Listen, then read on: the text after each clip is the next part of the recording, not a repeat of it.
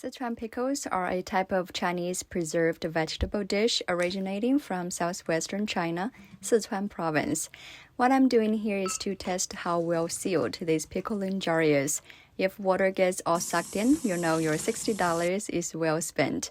You really want to clean it with water, alcohol, and make sure it's oil-free.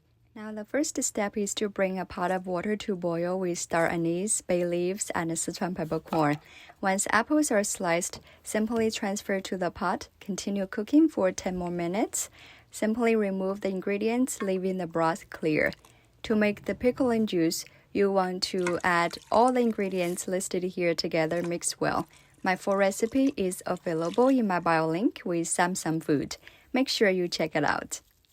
Now, the second part of the recipe is basically vegetable preparation. The essential ingredients we use for Szechuan pickles are cabbage, carrot, daikon, radish, long green beans, celery, baby ginger, you name it. So we season with some salt for at least 20 minutes, rinse it out with water, and then air dry for at least a few hours or overnight if you have time. Make sure it's really dry before we add into the pickling jar. And you may ask what ingredient should go in first. Usually I add in garlic, fresh chili, scallion, and ginger first because they are considered the bottom ingredients, and then top it with sun-dried vegetables we have previously made.